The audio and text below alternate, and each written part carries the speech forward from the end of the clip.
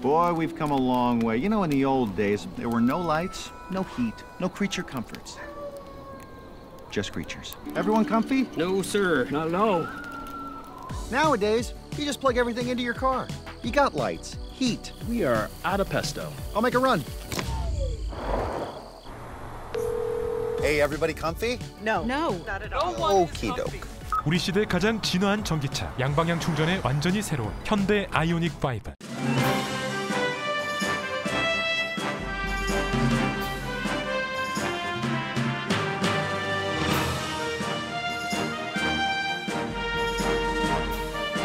단풍이 물드는 10월, 라디오 서울과 함께 건강하고 활기찬 계절 맞이하세요. 강혜신의 오늘의 미국.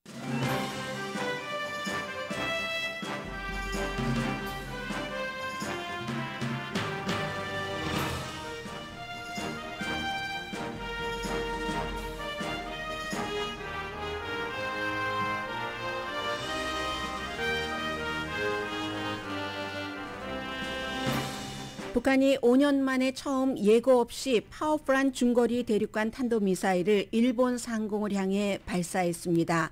고도나 거리에 있어 한국, 일본은 물론 괌까지 도달할 수 있는 걸 증명한 발사입니다. 북한은 자신들의 핵 목표를 이뤄가면서 집중받길 원하는 게 목적이고 한국, 미국, 일본은 별로 할 만한 대응이 없습니다.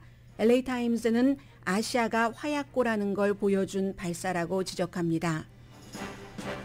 오펙 플러스는 내일 오일 생산 축소 여부를 결정합니다. 가솔린 값이 다시 올라가 중간선거에서 공화당에 유리할 수 있는 정치 환경으로 연결됩니다. 캘리포니아주 가솔린 값이 크게 오르자 할 일이 별로 없는 입장에서 주지사는 오일 회사를 비난합니다. 정유 공장의 문제가 큰 만큼 쉽게 조정될 이슈는 아닙니다. 미국 과학자와 유럽 과학자 모두 3명이 노벨 물리학상 수상자가 됐습니다. 아인슈타인도 당황시킬 정도의 퀀텀 테크놀로지라고 하는데 이 양자 컴퓨터의 영역에 큰 역할을 할 것이라는 평가를 받고 있습니다. 리카루소 LA 시장 후보가 캘리포니아주의 낙태 권리 보호를 위해 100만 달러를 기부할 것이라고 5월에 밝혔지만 아직 기부하지 않았습니다. 캐런 베스 후보가 공격하자 카루소 후보 측은 적절한 시기에 기부 공약을 지킬 것이라고 답했습니다. 조지아주는 연방 상원 선거에서 가장 중요한 지역구입니다. 민주공화가 접전인 이 선거에 공화당 후보가 낙태의 전면 금지를 주장하는데 본인은 사귀던 여성에게 낙태 비용을 댔다는 보도가 나오고 그의 아들도 아버지를 공격합니다. 푸틴 러시아 대통령이 핵무기를 쓸 것인가? 미국의 정보당국에서는 허튼 소리라고만 볼 수도 없고 그렇다고 과잉 대응할 수도 없다는 현 주소를 말합니다. 여러분 안녕하십니까? 오늘의 미국 강희신입니다. 북한이 미사일을 발사했다 하면은 이제는 한국에서도 미국에서도 많이 있는 일, 올해만 하더라도 23번 그리고 한 번에 몇 번씩 발사를 하기도 했기 때문에 40회가 넘습니다. 그런데도 별것 아니다라고 생각을 하면서 뉴스도 뒤로 미뤄지는 경우가 많습니다. 어제 오후부터 그러니까 한국 시간으로 아침 일본 시간으로 일본 상공을 향해 갔으니까 일본 시간으로 하죠. 한국이나 일본이나 마찬가지입니다만 7시 22분에 보통 이제 일본 상공으로 쏜 것은 지난 5년 전 이후에 처음입니다. 그렇게 쏘지 않죠. 직진으로 쏘는데 쫙 북한이 미사일을 쏴서 일본의 배타적 경제 수역을 쭉 넘어서 태평양에 떨어지게 했다는 건데 고도도 높고 거리도 또 일본 영공을 통과했다는 것에서 굉장히 중요하고 그렇기 때문에 오늘 로스앤젤레스 타임즈의 싱가포르에서 또 한 군데는 어디죠? 중국 이 2명의 특파원이 아시아에 화약고가 있다는 것을 다시 상기시킨다고 보도를 했습니다. 한국, 일본, 미국 여러 반응이 있고요. 우선 기본적으로 중거리 탄도미사일입니다. 22분을 날아가다가 태평양에 떨어졌는데 고도가 602마일이니까 킬로미터로 하자면 1000킬로미터 그리고 거리는 2,850마일이니까 한 4,500에서 4,600km 정도 됩니다. 화성 12호 다 알려진 겁니다. 그런데 전보다 더 강해진 화성 12호고 당연히 핵탄두를 실어 나를 수 있고 이게 이제 괌까지 도달할 수 있다는 겁니다. 이런 정도의 고도와 다른 나라 영공을 통하고 그만큼 많이 날아가는 핵실험을 보통은 공격으로 오해받기 쉽기 때문에 공격으로 오해를 받으면 전쟁이 일어날 수도 있고 해서 핵을 보유한 국가들이 이 같은 것을 하지 않습니다. 핵실험만큼 크지는 않지만 이 탄도미사일을 발사했다는 것이 그렇지만 대단히 도발적이고 그리고 북한은 이제 중국의 공산당 대회가 10월 16일부터 열리니까 끝나자마자 핵실험을 할 것이라는 것을 연습하는 거죠. 지금 아주 최대한 완벽하게 하기 위해서. 그래서 일본을 보면은 손상은 없습니다. 그렇지만 이제 일본 그 북부 쪽에서 뭐 홋카이도 이런 데서 사람들이 그 소음도 들렸다고 하고 열차가 중단됐습니다. 이스트 저펜 레일웨이 컴퍼니는 그 북부의 열차를 전부 운항을 중단시켰고 일본에서는 셀폰으로 사람들에게 이 같은 내용을 전했습니다. 라디오도 비상방송을 했고 길거리 스피커 그 소리를 미국 언론이 오늘 전부 전해주고 있습니다. 이 같은 경우에 파편이 떨어질 수 있으니까 조심하라. 그러나 뭐 일본 사람들 대체적인 특성대로 확성기에서 길거리에서 경고가 나와도 침착했다는 것. 그러나 일부 사람들은 흔들렸다고도 전합니다. 목이 막히네요. 이 중요한 뉴스를 하는데. 네. 사람들은 방공호를 찾았어야지 됐고 당연히 기시다 후미오 일본 총리가 규탄, 말 그대로 규탄을 했습니다. 그리고 이제 사람들에게 경고가 가고 했었던 것은 사실은 이미 사태가 다 끝난 다음이었기 때문에 북한의 이 같은 그 중거리 탄도미사일 발사도 상징적이라고 볼 수 있지만 일본의 대응도 어찌 보면 상징적이었는지 모릅니다. 그래도 올 들어서 23번이나 이런 일이 있었고 지난번에 이 같은 미사일 발사는 2017년 트럼프 전 대통령과 김정은 그 위원장이 만나기 전에 있었던 일입니다. 그때는 이제 워싱턴과 북한이 긴장이 한창일 때 지금은 이제 국제 지형이 많이 달라지기는 했는데 그때 이제 그 트럼프 전 대통령이 대응하기를 B-1B 그 초음속 폭격기 다른 전투기들을 거의 이제 북한에 가깝게 가게 했고 김정은을 자살 임무를 맡은 로켓맨 그때 이제 로켓맨 라고 얘기를 했습니다. 김정은은 그 이후에 핵탄두를 실을 수 있는 대륙간 탄도미사일로 대응을 했었습니다. 그래서 또 트럼프 전 대통령이 화염과 분노를 얘기를 했고 김정은 위원장은 지하에서 핵폭탄을 터뜨렸었던 그때에 했었던 정도의 강도라고 생각하시면 되겠습니다. 그런데 지금은 이제 많이 미국도 달라져서 트럼프 전 대통령보다는 조금 덜 변덕스러운 대통령. 트럼프 전 대통령은 화염과 분노를 얘기를 하고 북한을 디스트로이 시켜버리겠다라고 하고는 러브레터를 주고받았고 그 러브레터는 아직도 기밀 문서로 분리돼서 가져갔느니 지금도 돌려주지 않았느니 문제가 되고 있습니다. 그와는 정 다른 성향의 바이든 대통령이 있고 그리고 우크라이나를 러시아가 침공했습니다. 아마 이 부분은 북한을 여러 가지 일을 하기 쉽게 했을 수 있죠. 세계 경제는 에너지가 부족하고 인플레이션 대단하고 코비드-19 있었다가 잦아들고 있고 중국과 러시아가 한마디로 유엔에서 북한을 벌을 주는 것에 덜 협조적인 이 시점입니다. 이렇게 환경은 달라졌고요. 그리고는 이제 뭐 국군의 날 퍼레이드, 국군의 날 그 윤석열 대통령의 연설, 그 이전에 한국과 미국의 정말 그 강도 높은 합동 군사 훈련, 마지막 날에는 일본까지 거기에 가담을 해서 그리고 이제 국군의 날 행사에서 한국은 김 위원장과 또 북한의 그 밖의 지도자들이 만약에 전쟁이 일어났다고 생각을 할 때 대피할 만한 가능성이 높은 지하 벙커를 통과하기 위한 탄도미사일을 보여주는 영상까지 공개를 했습니다. 뭐 이러한 분위기, 다른 세계적인 분위기도 있고, 그리고 또 미국과 일본과 한국, 앤토니 블랭켄 국무장관이 미국의 그 외무상, 그 하야시 요시마사 외무상과 박진 한국의 외교부 장관과 직접 전화 통화를 따로따로 해서 다시 한번, 지금 요즘 계속되는 얘기입니다. 무슨 일이 북한에 의해서 일어날 때는 미국이 일본과 한국을 지켜주겠다, 이 같은 약속을 또다시 그 확인을 했고요. 어제 이제 이런 일이 있자 윤석열 대통령은 북한의 도발이다라고 하면서 절대로 이런 도발이 무시돼서는 안 되고 북한은 대가를 치러야 된다고 얘기를 했습니다. 그런데 대가를 어떻게 치릅니까? 벌 주기가 제한돼 있는데, 중국과 러시아가 유엔에서 비토권을 갖고 있는데, 지난번에도 러시아는 우크라이나를 침공한 이후에 북한에 대한 어떤 제재안에 대해서 비토권을 썼고, 이번에는 더 하겠죠. 미국과 러시아가 관계가 이렇게 나쁠 때 북한을 벌줄 수 있는 방법은 거의 없어 보입니다.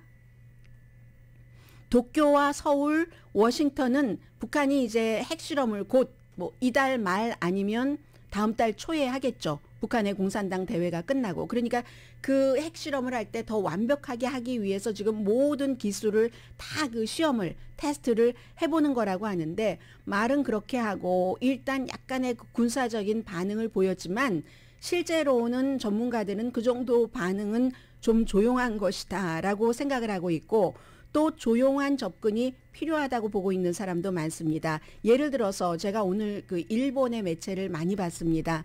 아사히 신문이라든가 이런 데를 봤더니 야마구치 노보루 일본의 국제대학의 국제관계학과 교수, 그리고 이제 이분은 은퇴한 지상 뭐 자위대로 알려진 그 육군, 일본 육군에서 은퇴하신 분인데, 직접적으로 북한에 강경하게 대응하는 것보다는 좀 침착해야지 된다. 아니면 북한이 막 긴장을 높이면서 본인들이 굉장히 중요한 그 국가라는 것, 여러 가지를 알리고 싶어 하는데 그 북한이 원하는 대로 해주는 것이다라고, 그러면 안 되지라고 지적을 했습니다.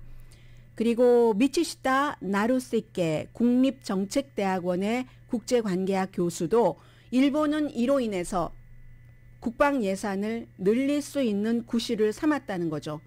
적극적인 국방 정책을 일본의 정치인들에게 굉장히 지금 북한이 도움을 주는 중거리 탄도미사일을 일본 상공을 향해서 했다 하는 게 이제 일본으로서는 달라질 수 있는 것이고요. 왜 북한이 이 시점에 이 같은 발사를 했는가, 그 부분에 대해서는 제가 CNN 방송에 북한 뭐 전문 기자라고도 할 수 있죠. 북한의 평양을 방문을 했었던 사람이고 지금은 일본 도쿄에 있습니다.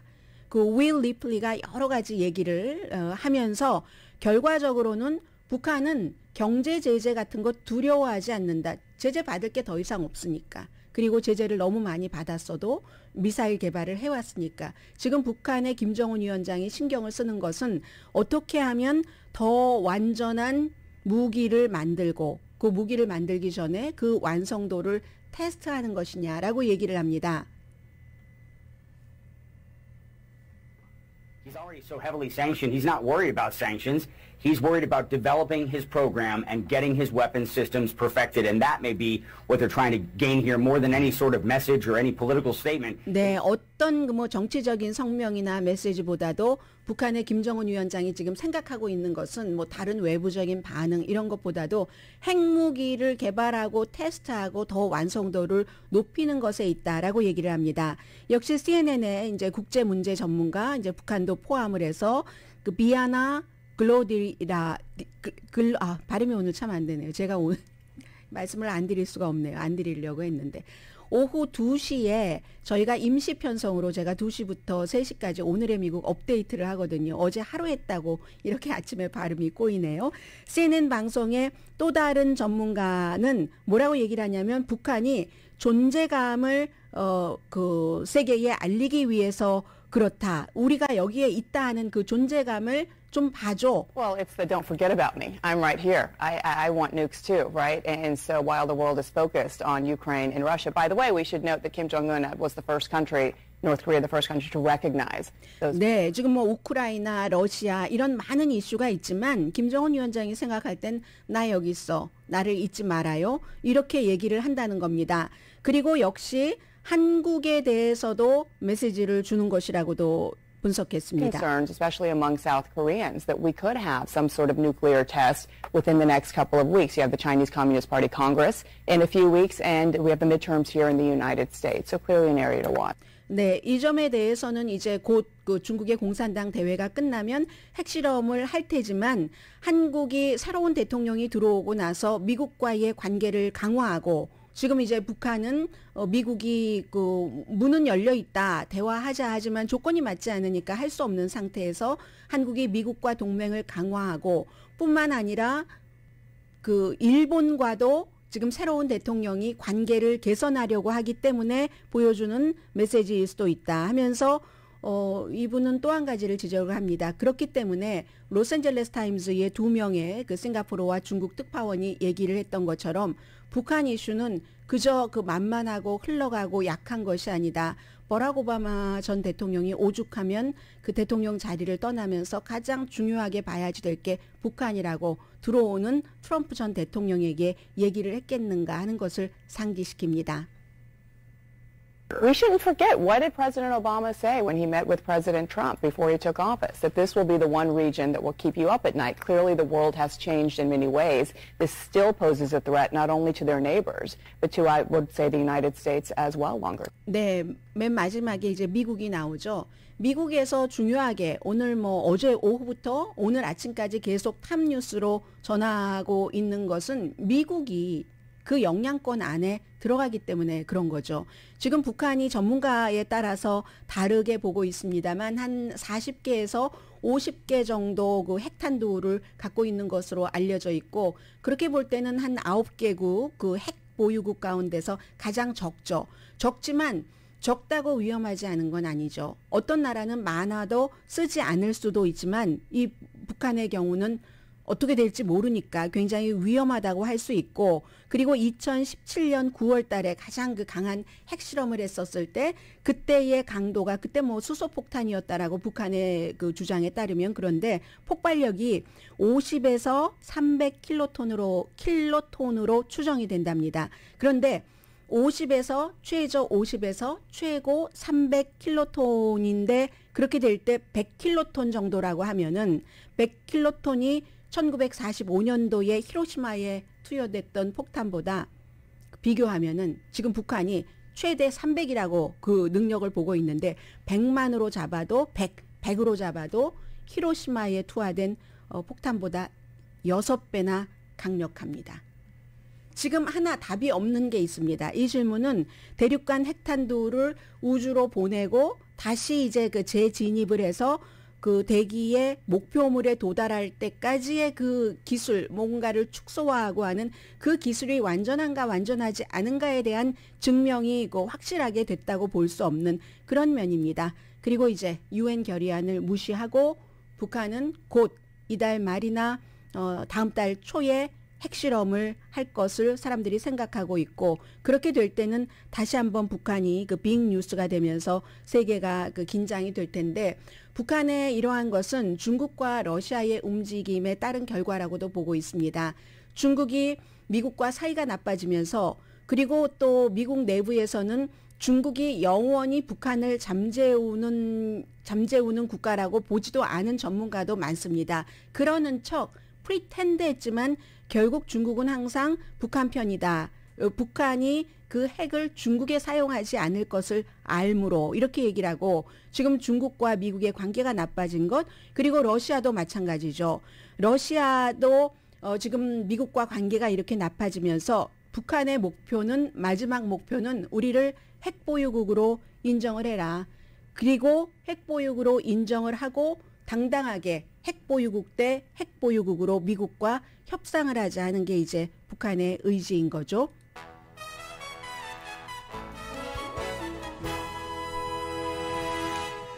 오늘의 미국은 존경받는 기업 17년 연속 1위, 소비자 신뢰도 1위인 유한양행 뉴오리진 미주 총판 피부과학 셀리온, 이민법 가정법 전문 제인정 종합법률사무소, 프리미엄 고기 쌈밥 전문 레스토랑 쌈, 재래식으로 직접 만드는 검정콩 생순두부 수라원 순두부 공동후원입니다. 잠시 뒤에는 뭐 매년 10월 달에 하는 노벨상 얘기도 조금 전해드리겠고요. 로스앤젤레스의 시장 선거도 이제 얼마 남지 않아서 여러 가지 이슈도 나오고, 미국의 뭐 연방 상원 선거도 그렇고, 또 조지아주에서 저희 라디오 서울 방송을 듣고 계시는 분들도 많으시잖아요. 잠시 뒤에 뵙겠습니다.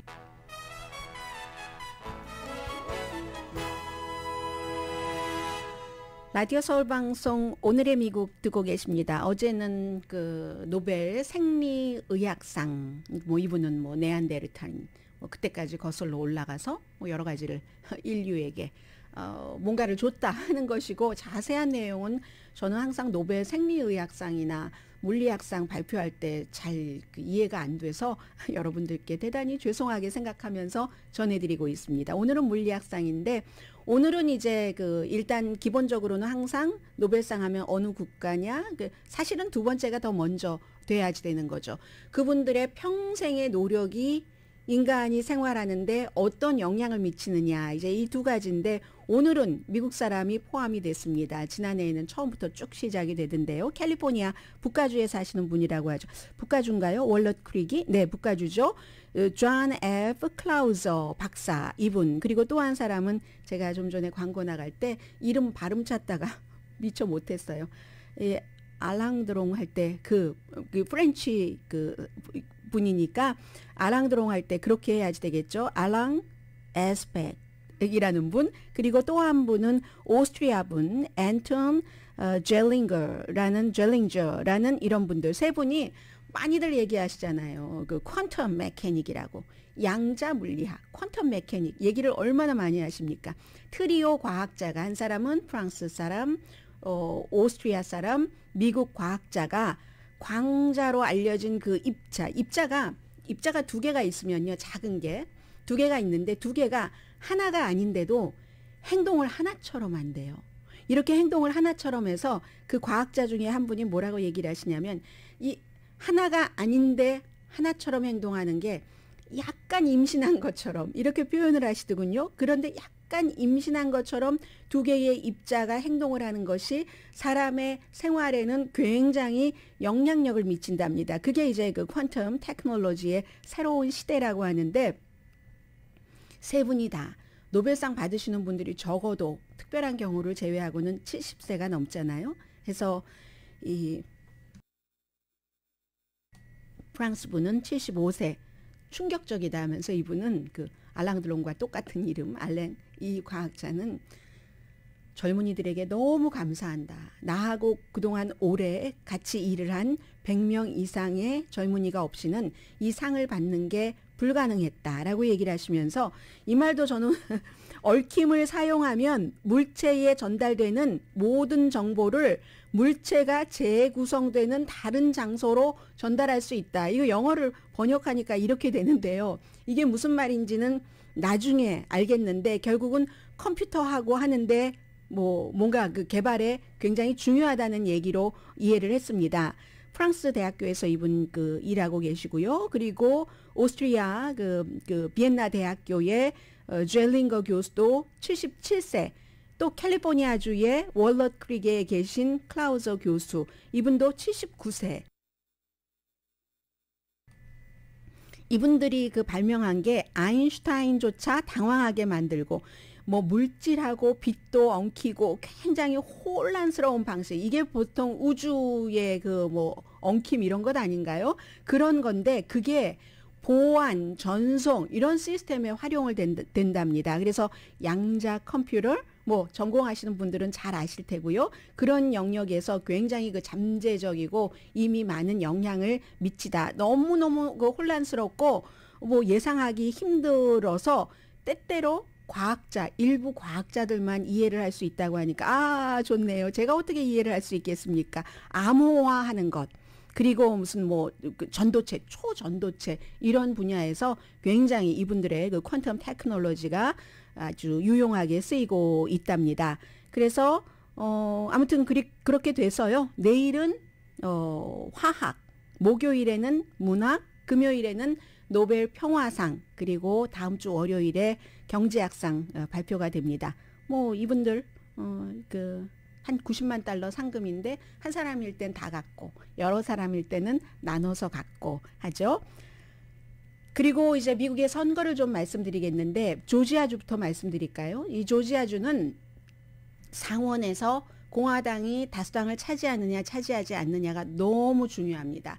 지금 현재는 민주당인 초선 의원이 의원 라파엘 워너 의원이라고 현대자동차에 대해서 뭔가 전기자동차 손해를 본다고 하니까 뭐 법안도 내고 뭐 실현될 가능성은 없지만 그랬던 목사 출신의 이 라파엘 워너 현 의원에게 원래 그곳이 공화당 자리였는데 지금 온 지 6년 안 돼요. 특별선거였기 때문에. 그리고 여기에 공화당의 후보는 허셜 워커라고 트럼프 전 대통령도 지지하고 트럼프 전 대통령이 지지한다 해서 미치 매코넬 공화당 상원 원내대표가 꼭 지지하는 건 아닌데 그 후보는 두 사람의 지지를 다 받았습니다. 유니버시티 오브 조지아의 풋볼 선수였고요. 그런데 여기서 문제가 하나가 터진 겁니다.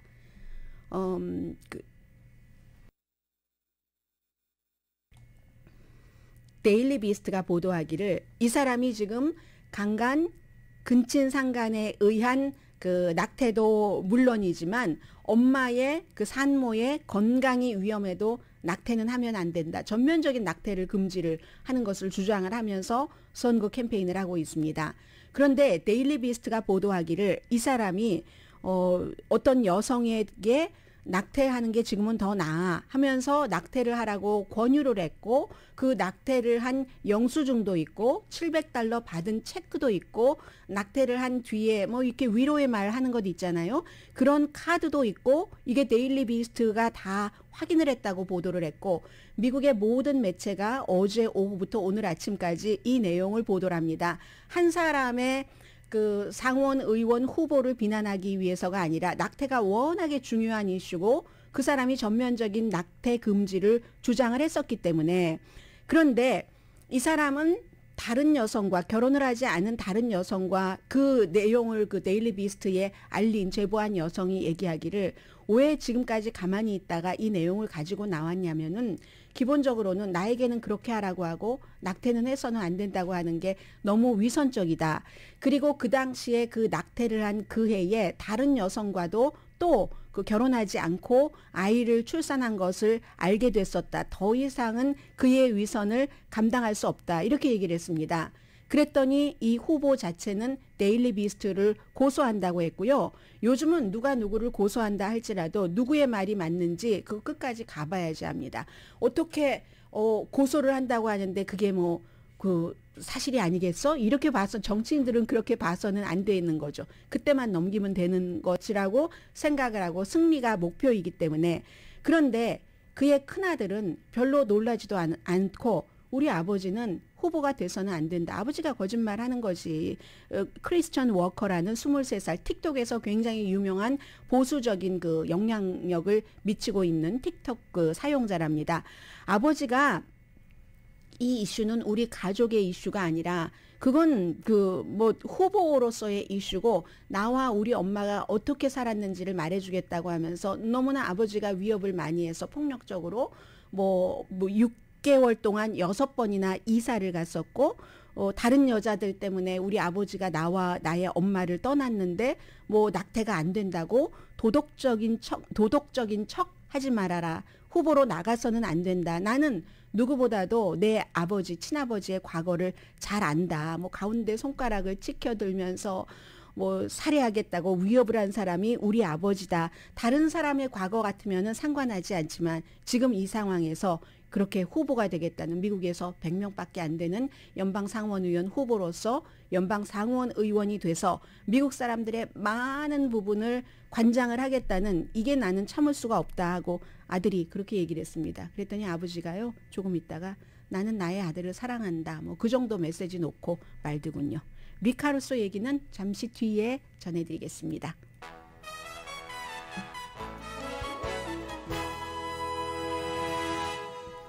라디오 서울 방송 오늘의 미국 듣고 계십니다. 가솔린값 말씀드리기 전에 이제 로스앤젤레스 그 시장 선거 얘기를 조금 말씀드리겠는데요. 엊그제 왜 여론조사 결과 나왔었죠? 리 카루소 후보가 8월 달에 비해서 캐런 베스 후보를 지금 연방 하원 의원을 크게 따라잡았다. 그래서 많은 사람들이 리 카루소는 백인 남자고 캐런 베스 후보는 흑인 여자고 하는 부분에 대해서 아시안들 그 한국 분들을 보면은 리 카루소를 지지하시는 분들이 제 주변에는 조금 더 많은 것 같습니다. 기본적으로 그분들 가운데는 나는 흑인 아프리칸 아메리칸 여성이라는 것도 LA 시장 선거에 투표할 때 그것도 좀 고려를 해보겠다고 하시는 분들도 상당히 많으신 것 같고요. 그 점에 있어서는 리 카루소 후보가 그 인종적으로 뭐 남자라는 것도 그렇지만 인종적으로 상당히 좀 이득을 보고 있는 것 같다 하는 느낌은 받습니다. 다만 이 내용은 이제 제 주변에서 취재해 본 결과고요. 등록된 유권자 가운데서 뭐 34%대 31%면 오차 범위 안에서 이 캐런 베스가 앞서간다는 건데 8월 달에는 12포인트였었잖아요. 그런데 더 중요한 것은 이겁니다. 이것은 전국적인 선거나 지역적인 선거에서 똑같이 중요한 건데 등록된 유권자를 대상으로 하는 것과 투표할 가능성이 높은 유권자를 대상으로 하는 것. 어느 시점이 되면은 그냥 막연히 등록된 유권자보다는 투표할 가능성이 높은 유권자를 대상으로 여론조사를 하는 게 더 정확할 수 있습니다. 뭐 이건 대통령 선거나 뭐 상하원 선거나 지역 선거나 똑같습니다. 그래서 투표할 가능성이 높은 유권자를 대상으로 조사라면 이 조사 자체가 늘 LA 타임즈가 UC 버클리하고 같이 하잖아요. 공공정책연구소와 그렇게 해보면 등록된 유권자 가운데 투표할 가능성이 높은 유권자는 46%대 31%, 15%포인트 캐런 베스 후보가 앞서갑니다. 이렇게 보면 좋은 뉴스 같죠? 캐런 베스에게. 그런데 또 꼭 그렇지도 않습니다. 한 달 전에는 이 격차가 21%포인트에서 지금 줄였잖아요. 21%에서 15%로 줄였으면 6% 빠진 거고 그럼 등록된 유권자 사이에서도 12%에서 지금 3%가 됐으니까 그건 9% 빠진 거고 해서 아직도 투표할 가능성이 높은 유권자 사이의 지지율은 15% 캐런 베스 후보가 앞서가고 있지만 한 달 전에 21% 앞섰던 것에 비하면 많이 지금 줄어들었고요. 지금 선거날이 얼마 남지 않았기 때문에 리 카루소 후보가 어디까지 더 그 격차를 좁힐 수 있을지는 알 수 없습니다. 15% 차이는 좀 많은 거거든요. 그렇기 때문에 그러면 리 카루소로서도 뭔가 방안이 있겠죠. 지금으로서 이제 제일 중요한 것은 투표에 별로 열의가 없었던 그런 등록된 유권자, 그 사람들을 대상으로 그 사람들을 투표장으로 데리고 나가는 것. 이게 이제 리 카루소 후보로서는 좋을 테고 그런 면에서 이제 한 사람 한 사람 지금 각계격파를 하기는 조금 늦은 것 같고 뭐 단체별로 할 수는 있잖아요. 예를 들어서 뭐 한인 상공회의소도 리 카루소 후보를 지지한다고 하고 하면은 거기서 표가 한 표가 아니라 한 표 곱하기 몇 배가 많을까요? 그런 표가 나오는 거고 그리고 이제 이게 너무 중요하니까 앞서 조지아주의 공화당의 상원 그 후보도 낙태 문제, 리 카루소 후보도 이건 뭐 그렇게 심각하거나 나쁘다거나 하는 건 아닌데 5월 달에 $100만 캘리포니아주에서 낙태 권리를 보호하고 뭐 여러 가지 하는데 쓰이는 것으로 본인이 기부를 하겠다고 약속을 했습니다. 그때가 언제냐면 연방 대법원에서 여성의 그 낙태 권리를 주정부에게 돌려라. 그러니까 전반적으로 전국적인 낙태 권리가 보장돼 있던 것을 그걸 없앤 판결을 내린 건 6월 23일이거든요. 그런데 이 사람은 5월 달에 이걸 $100만 기부하겠다. 왜 그랬냐면 그때 지금 가만히 기억해 보시면 뭔가 새어 나왔잖아요. 연방 대법원에서 대법관들이 이렇게 할 것이다. 그런 판결을 내릴 거야 하고 새어 나왔을 때 캘리포니아가 워낙에 진보니까 리 카루소는 공화당이었다가 이제 캘리포니아주에서 주지사 하려니까 민주당으로 당적을 바꾼 것이고 $100만 돈 많으니까 지금 뭐 그 선거 하는데도 몇 천만 달러 개인 돈을 썼으니까 $100만 사실 작은 돈일 수도 있겠죠. 그런데 캐런 베스가 어제 약간 그 풍자 만화 같은 것을 보여주면서 아니 그때 5월 달이었는데 5월 며칠이었던가요? 5월 3일이었는데 이 프로포지션 1도 지원하고 하는 겁니다. 지금까지도 돈을 내지 않았네? 100만 달러 본 사람이 있어? 뭐 이렇게 얘기를 하니까 선거 캠페인 약속도 못 지키면서 시장실에 들어가서 어떻게 공약을 지키겠어? 라고 하니까 리카루소 후보 측에서 모든 돈은 다 써야지 될 타이밍이 있는 거야. 우리 분명히 쓴다니까 이렇게 얘기를 하니까 뭐 이 정도 되면은 100만 달러 내놓지 않을까 싶은데 언제는 뭐 리카루소가 그때도 몇 월 며칠이라고 정하지 않았으니까 좀 봐야 되고요. 개솔린 말씀을 조금 드리겠습니다. 오늘 로스앤젤레스 타임즈에 보면은 개솔린에 관한 기사가 몇 개가 있습니다. 적어도 제가 봤을 때 3개이거든요. 그런데 제가 이 개솔린 값이 캘리포니아주가 오렌지 카운티가 오늘 얼마 내일 얼마 이것을 날마다 말씀드리진 않았습니다. 왜냐하면 캘리포니아와 오레곤과 서부 지역의 개솔린 값이 오르는 것은 그것은 미국 다른 지역과는 달리 이게 이 캘리포니아주에 있는 정유공장, 로스앤젤레스 주변에도 뭐 한 6개가 있다고 하는데 그 중에서 5개가 지금 가동이 안 되거든요. 가동이 안 되는 데는 계절적인 문제가 있고 점검하는 문제가 있고 캘리포니아주가 워낙에 가솔린을 다른 지역보다 더 깨끗하게 만들어야지 되니까 그 강한 규제를 따라가려니까 또 점검을 해야지 되는 부분이 있고 이런 부분 때문에 뭐 워싱턴도 마찬가지일 테고요. 그렇게 해서 가솔린 값이 계속 올라서 어제는 또 사상 최고치입니다. 갤런당 6달러 46센트. 46센트는 46센트 6월 14일과 똑같은데 그때는 6.462였고 어제는 6.467이었거든요. 이렇게 해서 가솔린 값이 뭐 중간에 6월 달에 뭐 조금 내려갔다가 9월 달부터 다시 이렇게 상승세를 하고 있고 캘리포니아주는 다른 지역보다 뭐 3달러 얼마 이렇게 하는 지역보다는 갤런당 3달러 이상 많이 내고 살잖아요. 캘리포니아, 엘라스카, 오리곤, 워싱턴, 애리조나, 네바다가 지난주에 가장 큰 폭으로 올랐는데 거의 이제 그 비슷비슷한 이유, 특히 이제 서부 해안이 가장 큰 타격을 받았고요. 그래서 별로 사실은 할 수 있는 일이 없습니다. 정치인들이. 그랬더니 가끔 그 바이든 대통령도 그렇게 얘기를 하죠. 가솔린 값에 대해서. 지금 특별하게 올라야지 될 때가 아닌데 가솔린 회사가 폭리를 취하고 있다. 게빈 뉴섬 주지사도 마찬가지 얘기를 하고 있습니다. 역시 게빈 뉴섬 주지사도 11월 달에 선거를 치러야지 되고 뭐 이 사람은 뭐 선거에서 위험한 사람은 아니지만 어쨌든 회사들이 계속해서 값을 올리고 있는데 그 이유에 대해서는 설명하지 않는다. 분명한 설명은 그겁니다. 정유 공장이 지금 가동이 스탑됐고 수요는 조금 늘어나고 있으니까 수요를 공급이 따라가지 못하니까 지금 이게 그 정유 공장이 다시 오프에서 on으로 스위치를 돌릴 때 가솔린 값이 싸질 수 있는 것, 할 수 있는 일이 별로 없다는 것 전해드리고요. 전국적인 가솔린 값도 다시 오를 가능성이 높습니다. 오펙 플러스가 뭐 오펙에 뭐 여러 뭐 아프리카에서 몇 개국 또 중동에서 몇 개국, 아프리카가 더 많죠. 한 8개국, 중동에서 5개국, 그리고 미국 지역에서 베네수엘라 이렇게 포함되고 그 밖에 뭐 러시아 등등에서 오펙 플러스잖아요. 오펙은 13개 국가고 오펙 플러스가 내일 비엔나에서 만나서 석유 오일 생산을 줄이는가 아마 거의 그렇게 합의를 할 것으로 보고 있거든요. 그런 결정을 한다는 겁니다. 하루에 200만 배럴 생산을 줄일 수도 있다. 그러면 뭐 지금 서부 지역뿐이 아니라 전국적으로 가솔린 값이 또 오를 수도 있다는 것이고 가솔린 값은 인플레이션을 올리는데 아주 큰 영향을 미치고 있죠. 그래서 이게 민주당에게는 결코 좋은 일이 아니고요. 이것은 이유를 보면은 백악관의 어떤 그 외교 능력에 대해서 공화당이 공격을 충분히 할 수 있는 게 되는 거죠. 왜냐하면 이 바이든 대통령이 그 오펙 국가이고 오펙을 좌지우지할 수 있는 힘이 있는 사우디아라비아, 뭐 자말 카쇼기라는 사우디아라비아 국적의 미국 영주권자 워싱턴 포스트 칼럼니스트를 사우디아라비아 왕세자가 살해를 했다. 이런 얘기. 인권을 사우디아라비아는 너무 침해를 해 하면서 막 비난을 하니까 비난을 하고 나중에 7월이었었죠.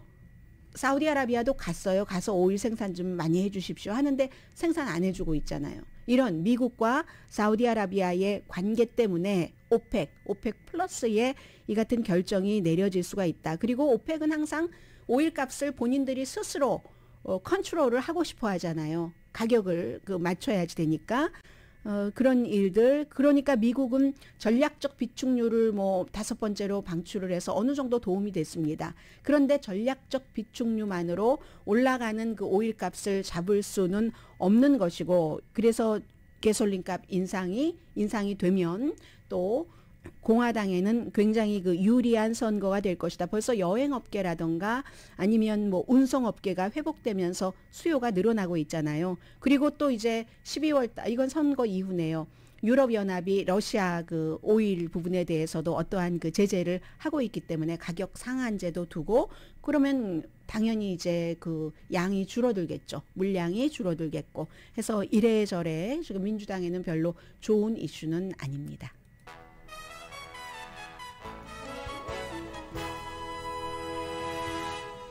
라디오 서울방송 오늘의 미국 듣고 계십니다. 피러정 선생님, 네, 그런 이유도 있죠. 리카루소를 한인들이 많이 지지하는 이유 가운데 치안을 말씀을 해주셨습니다. 치안뿐이겠습니까?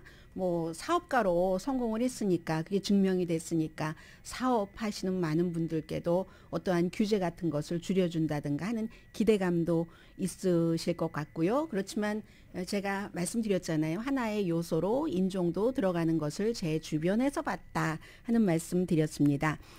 러시아가 과연 작은 전술적인 핵무기라도 우크라이나에 쓸까 하는 이 문제는 북한의 핵실험과 마찬가지로 신경을 쓸 수밖에 없습니다. 어제 저녁에 그 CBS의 그 CIA의 국장에 출연을 해서 CBS 이브닝 뉴스에 출연을 해서 모든 위험에 대해서 우리 심각하게 받아들인다고 얘기를 했습니다. 꼭 블라디미르 푸틴이 뭐 허풍 떤다라고만 100% 규정을 하지는 않는다. 그렇지만 지금까지는 그가 정말 그 무기를 쓸 것이라던가 아니면 그 근처에 가는 위협이 있다는 증거를 보지 못했다. 지금 시점에서 말하기는 어렵고, 다만 실제 그가 쓸 것인지 쓰지 않을 것인지 우리가 징후를 관찰하는 것, 그게 이제 그 문제다라고 얘기를 하면서, 본인은 뭐 정책 위반자가 아니니까 그렇지만 이제 핵무기를 만약에 러시아가 우크라이나에 뭐 부분적으로나마 사용했을 때 얼마나 심각한 결과인가, 이런 것을 이제 그 정책 위반자들에게 전달을 한다고 하고요. 그러니까 아직 그 러시아가 어떻게 할 것인가에 대해서는 알 수 없다인 것 같습니다. 쓰기 쉽진 않지만요.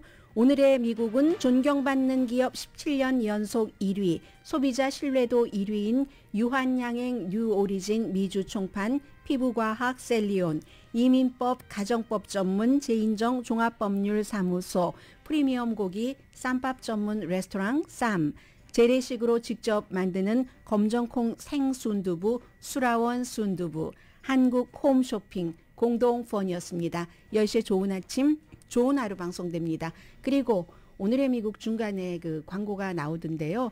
유지승 앵커가, 모닝뉴스를 진행하는 유지승 앵커가 정오의 헤드라인 뉴스 끝나고 1시까지 뉴스와이드라는, 저희가 보도 프로그램을 강화해서 뉴스와이드라는 프로그램을 만들었습니다. 여러분들 많이 그 애청해 주시고요. 그리고 12시에 있었던 정오의 만남은 그로 인해서 1시로 옮겼습니다. 저희 라디오 서울 방송과 함께 아주 즐겁게 지내시고요. 트레이더스 조의 프리 샘플 음식 같은 것 있잖아요. 커피 같은 것들 다시 시작했다고 하거든요. 이게 샘플을 말씀드리고 싶은 게 아니라 팬데믹은 그렇게 가는구나. 강혜신이었습니다.